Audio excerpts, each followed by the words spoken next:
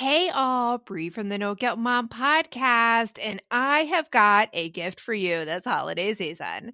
If you love the No Guilt Mom podcast, and I mean love the No Guilt Mom podcast, then tell us about it.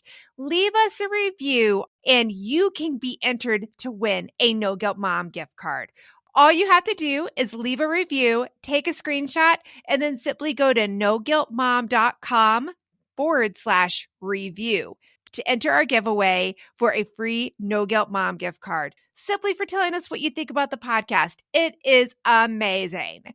But don't delay. Get right on this, as we're going to be giving away that No Guilt Mom gift card on December 21st. So get right on over and visit noguiltmom.com/review. Happy summer, y'all. Welcome to the No Guilt Mom podcast. This is Bree bringing y'all in for an encore presentation of one of our most popular podcast episodes. Today, we're going to be doing an encore presentation of 6 coping skills that will change your kids' lives with Janine Halloran. Janine Halloran is a licensed mental health counselor and is the founder of Coping Skills for Kids. She's a therapist, a mom, and author of several books, including the best-selling Coping Skills for Kids Workbook and Coping Skills for Teens Workbook. She creates resources to help kids learn healthy and safe ways to manage stress, anxiety, and anger. And we hope you enjoy this encore presentation of 6 coping skills that will change your kids' lives. Welcome to the No Guilt Mom podcast. I am your host, Joanne Crone, here with my, it's festive co-host, Bree Tucker. Hello, everybody. How are you? I get to use festive. I was wondering what adjective you're going to come up with. I was almost thinking resilient. Do you know, when I was a teacher, there were these books out, like The Festive Teacher's Classroom. And I'm like, oh, look at that. I wish I was a festive teacher. Because, you know, me and my stuff, I don't like stuff. And so decorating kind of falls under stuff. And then I feel all the shame for not being festive. So there's a lot of emotional baggage that probably doesn't need to go with that word for me. But for you, I meant it in a positive way. Oh, no. I totally get that. I'm thinking to myself with the festive teacher. Oh my gosh. I would think that's like Pinterest, like Gremlin Pinterest, where it just keeps multiplying. And it had all these beautiful things that you had to do that would also include hours and hours of crafting. Hours and hours of crafting. That really is festive in my mind. I'm like, festive crafting? No. That's right. not how I want to spend my time. You know, my dream would be to be able, because I absolutely love Christmas. It was a big thing in my house growing up. So that is my jam, right? Yeah. I would love to one day be able to hire those beautiful people that can come in and design your house for you. I would love that. I would love to have someone else come in and do that. Right?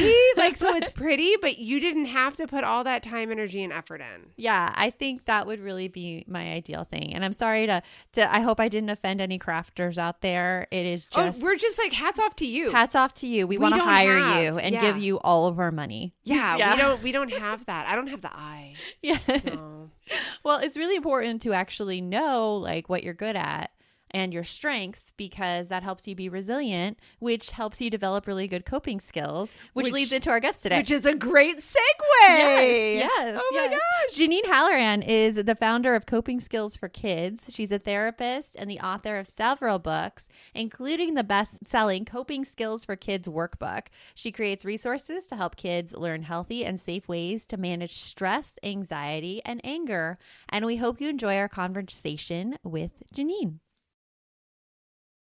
December is a busy, busy month in my house. And I know it's in your house too, Brie. Yeah, but you have a lot going on. You have birthdays on top of everything. Oh my gosh. We have my birthday. We have my daughter's birthday. And then my daughter loves Christmas too. So she tries to combine the Christmas and the birthdays.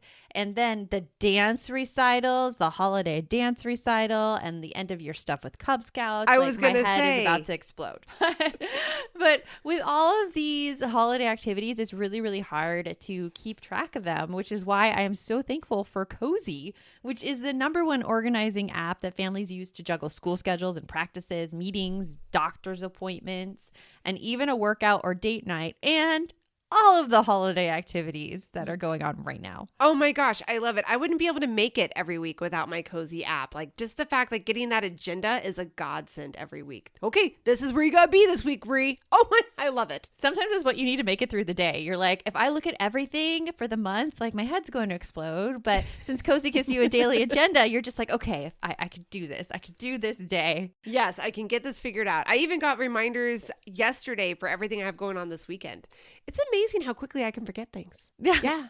Yeah, Well, 24 hours. I'm like, oh, I forgot I had that. Oh, yeah, that's coming up tomorrow again. Well, with our lives right now, it's essential to stay organized and have something do the organizing for you so that you have one less thing on your plate. And the best thing is it's free. Just download Cozy Family Organizer from the App Store. That's COZI to get the free app today. And now, on with the show. You want mom life to be easier. That's our goal too. Our mission is to raise more self-sufficient and independent kids, and we're going to have fun doing it. We're going to help you delegate and step back.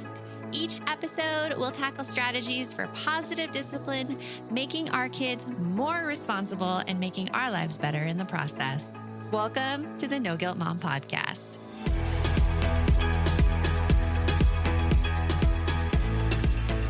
Welcome to the No Guilt Mom Podcast, Janine. We're so happy to have you here and talk about all things coping skills that I think everybody needs during this time. So welcome. Thank you so much for having me. I'm so excited to be here. And we had a great pre-interview with you where we were talking about all things crusty butt chickens and like we just brought up all the stuff. Crusty butt chickens, crazy roosters. Houses from hundreds of years ago. But I know this is going to be such a great conversation. Could you tell us a little bit about you and your story? Yeah, absolutely. So professionally, I'm a licensed mental health counselor from Massachusetts, and I've been working with kids and teens and their families for 20 years. And part of the reason why I became a therapist is because personally, as a teenager, I went to see a therapist and it was phenomenal. Can you imagine as a teenager, you have an entire hour to talk about yourself? It was phenomenal. And it was actually really helpful. Like I was working through a lot of different stuff and I was trying to figure out, how to manage, girl drama, all that sort of like teen angsty stuff. And I remember sitting in the therapy session one time, and I was like, I kind of think I want to do this with my life. How do I do that? So we ended up having a really lovely conversation. And so that's where sort of like my interest in therapy started. And it's my favorite. I love my job. I think it's fantastic. I get to play games all the time. And I had kids. And then one of the things that happened when I had kids is like I was working in schools and I didn't necessarily want to be working full-time out of the house. So I started a business that was based on the strategies that I've used throughout therapy. So always been interested in coping skills, always been interested in having kids learn how to play and learn social skills through play. And so that's why I started my businesses. And then my husband pushed me to write a book. And then it sort of snowballed from there, ladies. That's awesome. Phenomenal path. And I love how you describe having like a therapist as a teenager, just being like, have that hour just to talk about yourself. You describing that, I'm like, man, I would love that as a teenager too. Right. And not having to have that conversation with your parents that know everything else. Right. Exactly. Right. There's something so amazing about having a safe and trusted adult who is not going to be on you because your socks are on the floor, or you have to do this, or what about college? You know what I mean? Like it's a very different sort of interaction that you have with them. Or who isn't emotionally invested in you either, because I feel like a lot of my kids' problems I take on emotionally as well. So even though I, as a parent, am there to listen to them, I feel I am also struggling to contain myself when I listen to them. I emphatically agree with that. Like in the case of our family, like I have a blended family in my household. And I think it is so phenomenal because my partner can say things to me from that non-emotional point of view of like, well, I think this is what's happening, with your kid. And I think that, this might be a good thing.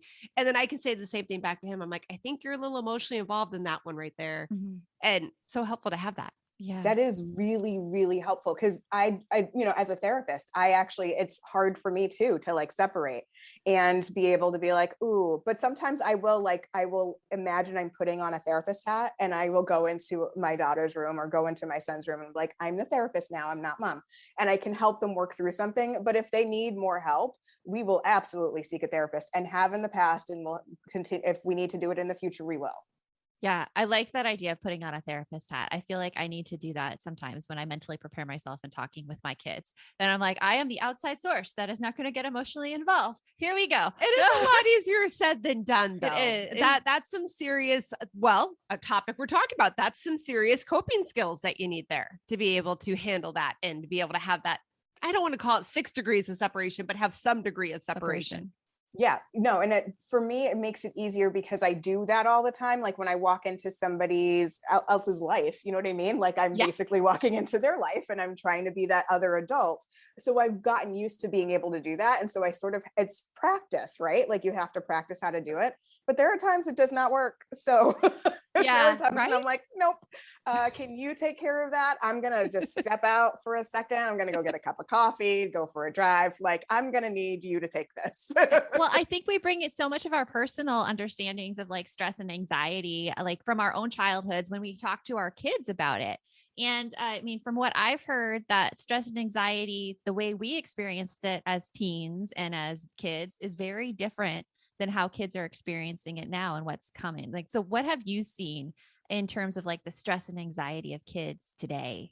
We're hitting that time of year where my brain gets so overloaded in December that I look for anything to make life easier. And I have to say, Brie, that Green Chef is one of those services. Yes, Green Chef is there to take away the dreaded, oh my goodness, what are we going to eat for dinner tonight? You can eat clean all holiday long with over 80 weekly meal options each week, featuring things like quick and easy, protein-packed, calorie-smart, or my personal favorite, the keto options. And you don't have to lose track of healthy eating habits during the holidays because every Green Chef customer gets a free session with one of their registered dietitians who can walk you through how to make clean eating work for you, which is very cool. And I have to say that I have been loving their recipes lately. They put things together I have never thought of. This week, we're trying the lemon basil caper pork with sauteed cauliflower, bell peppers, almonds, and feta cheese, my favorite. Their recipes make it so easy to support my wellness goals without skipping on flavor. For Green Chef's best deal of the year, get $250 off with code NGM250 at greenchef.com/NGM250. That's greenchef.com/NGM250. And don't forget to use that code NGM250 to get $250 off. Green Chef, the #1 meal kit for eating well.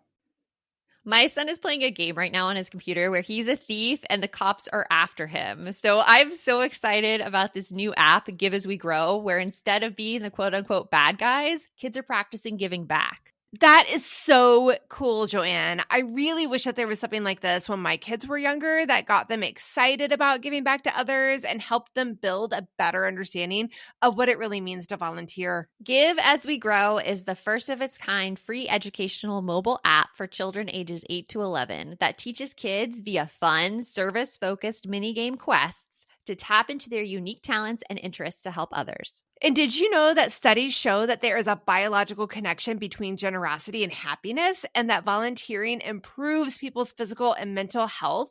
I mean, kids who volunteer typically do better in school and are less likely to engage in risky behaviors. And that is something that I think we all want for our kids. Ready to spark a new movement in generosity? Find and download Give As We Grow for free in the App Store for Android and iOS. And for resources for the whole family, visit giveaswegrow.org. I will have to say, when I look back to the beginning of my career, anxiety was something like we talked about it. It was talked about in grad school. It was like, and you might see some people with anxiety. And now it is everywhere. And I think so much has changed in terms of social media and like if you are having a problem with a person at school, you may not escape that. You know what I mean? It can follow you on social. It can follow you in your text threads. It can follow you everywhere. You know, if you are dealing with bullying, it's pervasive. It happens all over the place. Whereas if you're dealing with bullying at school, when we were growing up, you would like leave and you'd be like, phew, not to have to deal with that until tomorrow morning at 8 That's o'clock. true. Right? Mm-hmm. It makes a difference. And then there's also this intensity around the college process that was not there when I first started as a therapist. It just wasn't. Like, everybody's talking about college, but it wasn't like, I didn't have kindergartners like saving their work for like their Harvard application, which did actually happen. Like, That's crazy. Okay. Yep. Wow. Yep. Because it was also like one of those high performance, really wealthy districts that I worked in before. And I was like, this is not okay. Like, this, we should not be taught. You're 5, color, please color. Oh my goodness. So when you think about that, right? Like, think about all that additional pressure that's on kids. It's crazy. It is crazy. So what I hear you saying is like social media just makes it all the time. You can't escape your problems. And then this intense pressure to achieve and to achieve at like the highest level is really wearing on kids. So much more than what we had growing up. So much more. So you talk about the need for coping skills, and you mentioned that there are 6 different types of coping skills. Can you run us through those? Yep, absolutely. So after like going through, I'll tell you just a quick story. The reason why I started coming up with this, I was working with a group of like preteens, teenage girls, and I was going through coping skills and I was going through strategies and stuff like that. And they were like, I had this one little girl with an attitude. She was like, this list is too long, Janine. I cannot figure this out. And I was like, okay. That tone sounds familiar. Like, maybe I've heard it before in my house. Okay. Cool. Yeah, like I can do it really well because I hear it all the time. And so Yeah. I think we all become experts in that. exactly, right? So then right there in the moment, we just started dividing them up. It was really an interesting sort of organic experience. And over time, I was like, oh, these do have sort of like these different categories that make sense. So I talk about relaxation and I sort of divide that into 2. So that's like deep breathing is one section of that. And then the relaxation strategies like grounding and imagining your favorite place and doing some progressive muscle relaxation. Those would all fall into like you're trying to relax and calm your body down. That's funny. So you say the grounding. I was just meditating with my daughter the other night. Like we do these meditations on the Peloton app. And it's like one of those clear your mind things, which is what I would be doing. I would be doing the deep breathing and relaxation. But she, at the end, she's like, they told me to clear my mind, but all I could think about was Disneyland. And it just made me happy. So I kept thinking about Disneyland. So it was grounding. That was the grounding she was doing. I love her. She's fantastic. Go with it. Because that's what you need. That's her favorite. If that's a really favorite place for her, then that's relaxing for her. And it's really hard to clear your mind. P.S. Like, it is really hard. I never managed to clear my mind. Yeah, it doesn't turn off. Really I've lost the off switch. Yeah. See it anywhere, let me know. Yeah. No, I always, when I do mindfulness, it's like I try to focus on a word or a sound because otherwise, and then I'm just like, and I'm bringing my mind back and I'm bringing my mind back because I just cannot, the clear mind, it's not a thing for me. It's very hard. It's hard.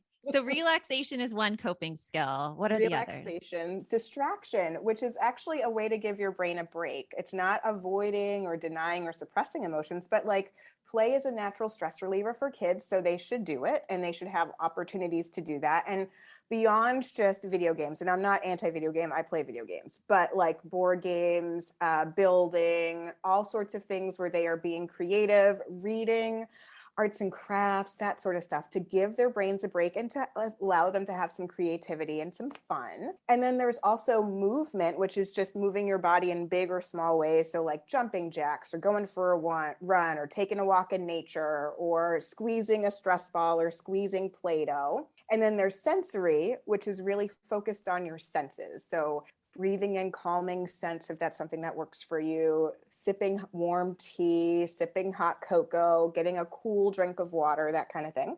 And then there's finally processing. And processing is really focused on your emotions and your thoughts. So like exploring how you feel things and where you feel things in your body, what you are feeling, journaling about what's going on for you, figuring out the things that are tough for you. So I tend to see that kids gravitate towards one or two sort of strategies. And so it makes it sort of easier to like, if you have that like list, then they can go through and be like, ooh, I like this. I like this. I like this. I can do this the next time that something is going awry. That's awesome. No, so I'm curious, do you see a certain age group tending to go towards a certain, like more of one than another, or is it's really just different for each individual? It's different for each individual. It's like kid dependent more than age dependent. So, it, just like they have like different ways of learning, they have different ways of coping. So in my house, I have two kids. I have my son who is sensory and movement all the way. He was in utero and he still is now. And they just come born that way. Yeah. Like just dancing. Yeah, like rolling. He would roll all the time. They'd be like, what are you doing, buddy? Anyway. Yeah. And then my daughter, who's really super into relaxation and super into distraction. She loves arts and crafts. That is her, she loves it. She will sit down and that will help clear her mind. She loves doing progressive muscle relaxations, actually. She does some deep breathing. She's like super not cool on all the deep breathing things, but she's found a couple of things that she loves. So that's her. She's more of a like, I'm not going to run around like my brother. I'm going to sit down and chill out. That's what sounds like my daughter as well. So I'm curious, if you've got a kiddo that needs to work on these and is resistant to the basic ones, which I think most of us know about, the deep breathing, right? That's a pretty common one that a lot of us know about, or talking about your thoughts and feelings, the processing part. And they're like, no, neither of those work for me. Do you have any advice on like a good way to kind of get their feet wet, get their toes in there so that maybe they can start expanding? Yeah, absolutely. So first of all, I would say don't give up as the parent. I know, because they can be kind of attitude-y, right? Especially like teenagers.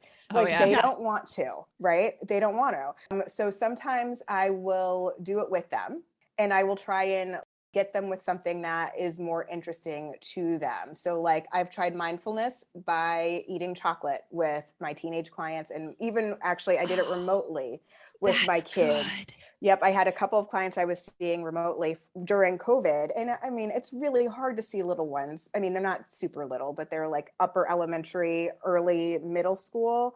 And I was like, we're doing mindfulness. I'm sending you some Lindor. Don't open it till I get there. Like we're on screen together and we eat the chocolate together and we like pay attention to how it feels in our mouths and the taste. And we talk about it. Right. So there's like trying to find creative ways to get them to try something and then also doing it with them. Because a lot of times like you're like, oh, let's do this thing. And they're like, I don't want to do it. And it's like, and it's weird. Like if you're sitting there as the adult and there's a kid and they're like doing something and you're just watching them, that's strange. So like doing it with them makes it a little bit easier. And then you can have that shared conversation of, I liked that, or I didn't really like that. That didn't feel good in my body, like just being upfront about it and like, oh, what was your reaction to it? How did it go for you?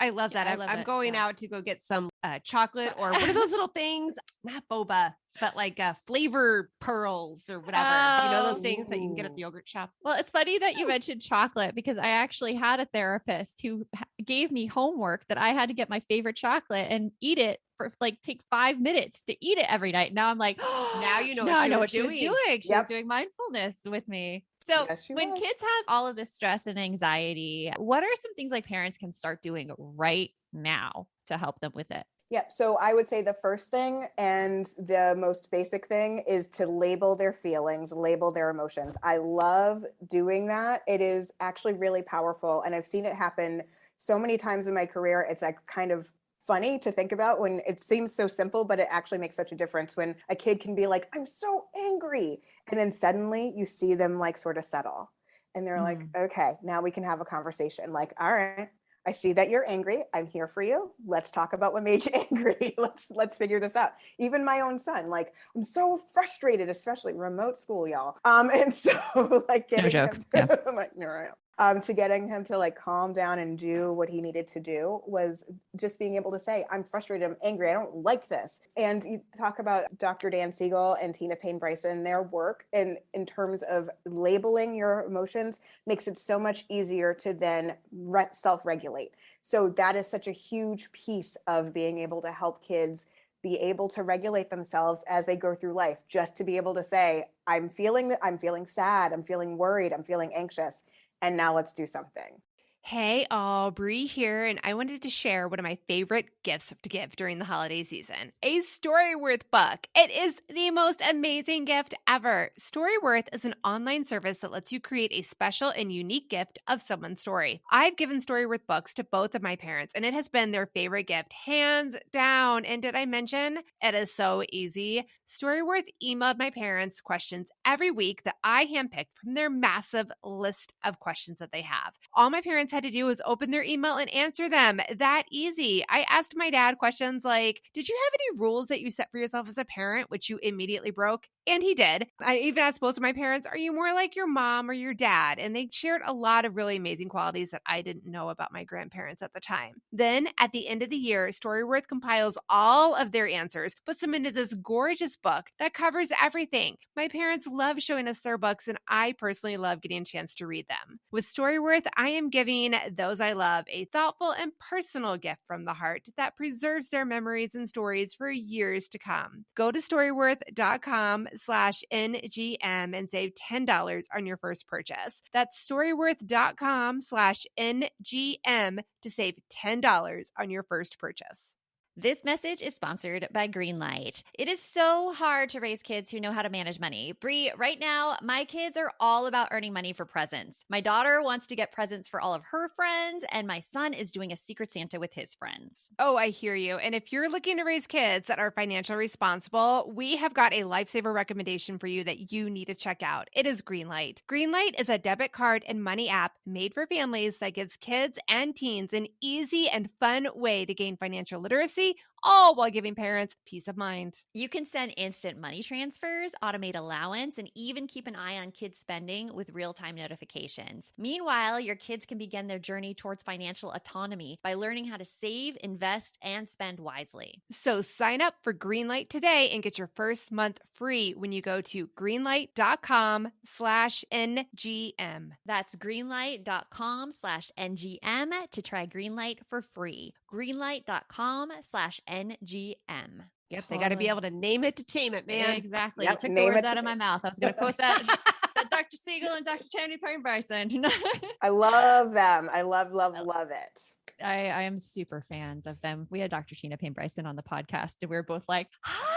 A little starstruck. But I love that. I love the labeling part because I come from early childhood, like 0 to 5. And like, I felt like that was the message that I was hoping that there was one thing parents got out of the work I was doing with them was that the world of emotions go beyond happy, sad, and mad.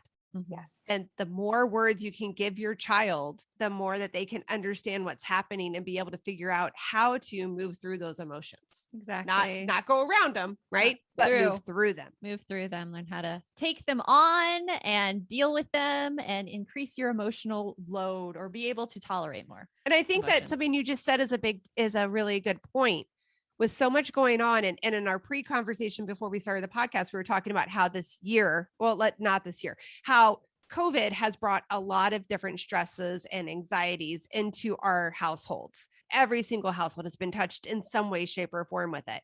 And I think that explaining to our children in detail about these feelings that we don't typically use to describe when they're really young, talking about what anxiety feels like, what I feel anxious, I feel frustrated, I feel confused. Those kinds of words have to be so helpful for kids these days. Yeah. Yes, absolutely. Labeling your emotions is one thing that parents can do today. What else can they do? The second thing I would recommend is to practice gratitude as a family. It is so easy to focus on the negative. It's our brains are sort of wired to do that. And in order to rewire our brains, we need to practice looking for the good. So by practicing it, we will find more good. And you can do it as a family. And it doesn't have to be like big or complicated. You can just say it out loud at dinner. That's what we do in our house. We don't make it you can do something really fancy, like getting a gratitude jar or writing it down on slips of paper and making a paper chain. Like you can go real fancy. And when my kids were little, I was all about that. Like I was the perfect preschool teacher mom.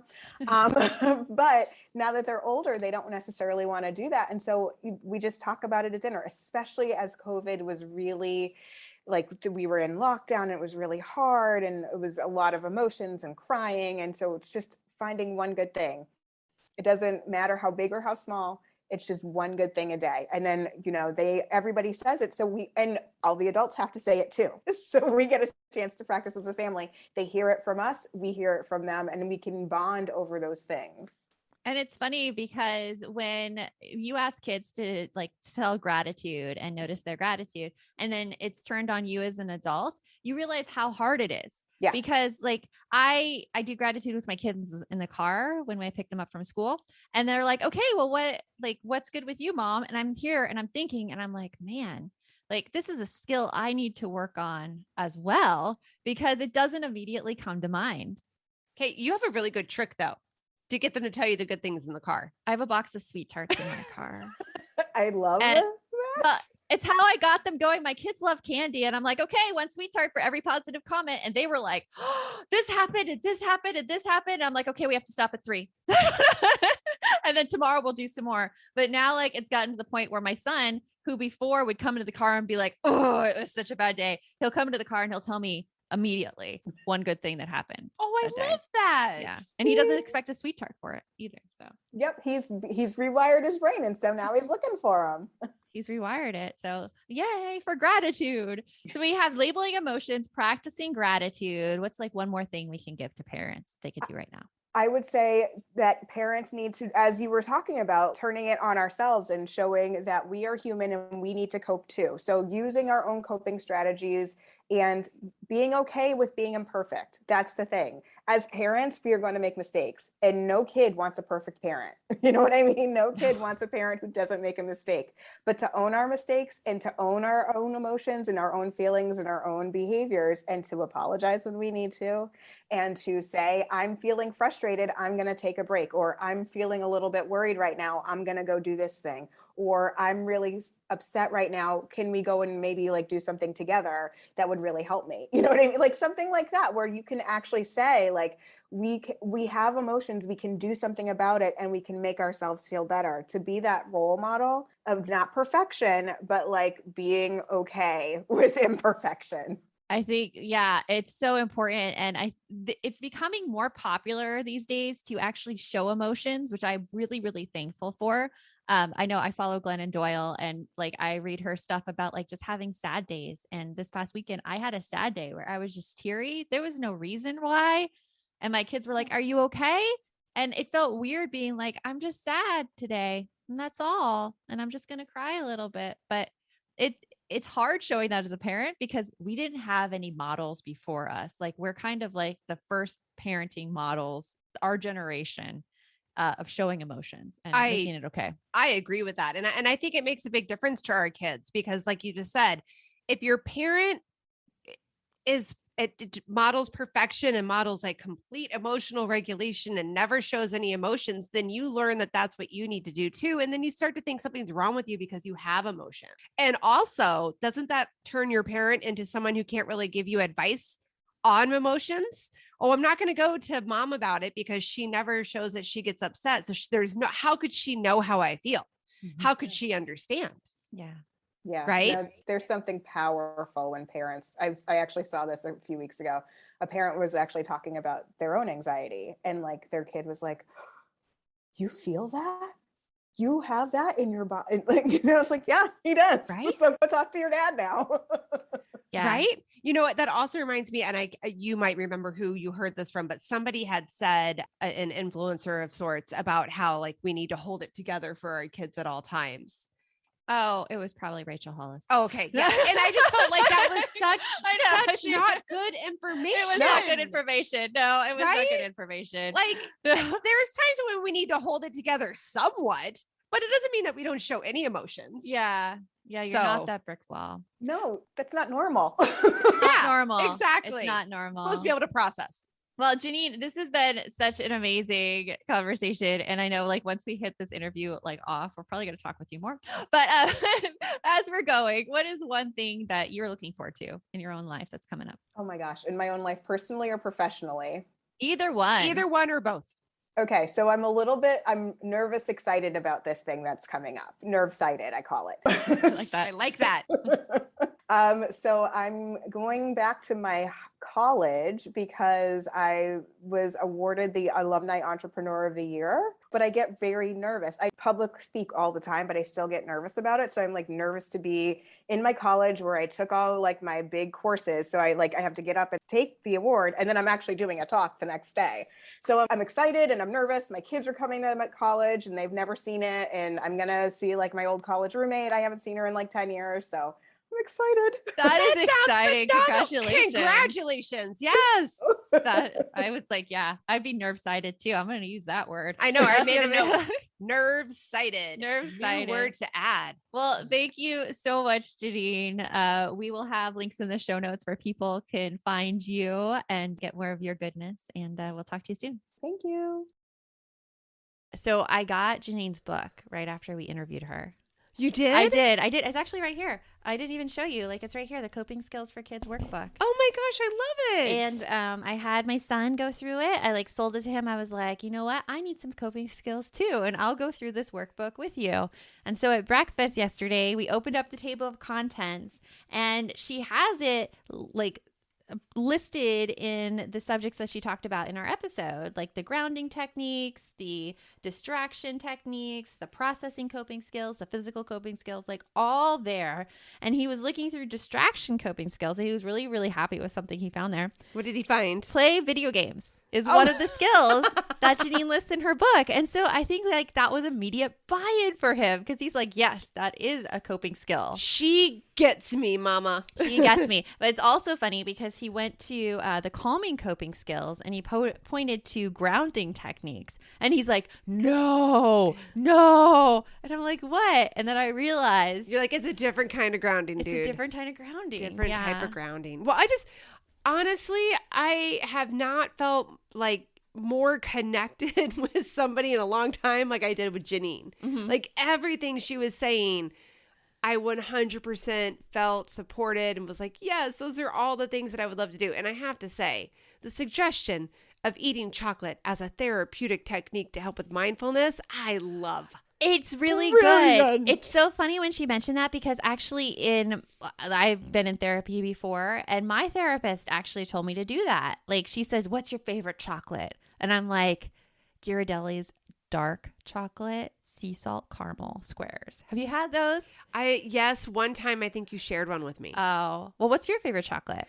I am definitely a peppermint person. So yeah, like that makes sense. anything like with mint. I don't have a favorite because chocolate really isn't my huge thing. What if they did pumpkin and chocolate? Would that work? No, I don't think so. What you would get me for a mindfulness technique would be ice cream. Ice cream. Like eating it slowly and all that, like being thoughtful of the whole process, like that would get me. It is really hard though, because when you're being mindful and you're eating chocolate, like it's so good and you're just like, I don't want to do this anymore. I just want to eat the chocolate. And you get really mad. At least I did. But it helps you in the moment. It does help. It was awesome. So I loved having Janine and I am so looking forward to, you're going to be on her podcast. Yes. I'm going to be on her podcast in January. Oh my gosh. So look for that episode. Yes, and we'll we had have a to great share conversation. And when I popped on with her, and it was actually like this morning that we're doing this recording, I had my interview with Janine and like, it was just like an old friend. Oh yeah, you guys are wonderful. going to see more of her. We are going to have some more collaborations coming for sure. Yes. So remember, the best mom is a happy mom. Take care of you, and we'll see you next time. Thanks for stopping by.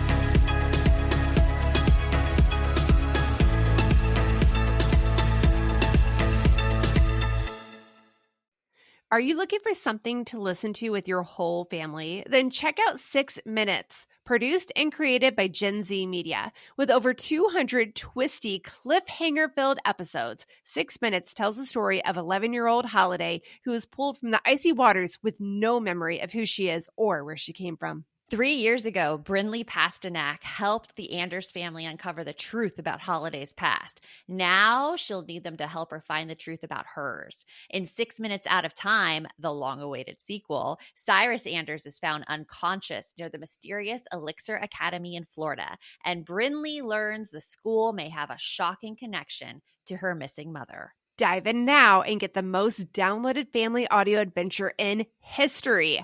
Follow 6 Minutes wherever you get your podcasts. You can listen early and ad-free with the GZM family subscription.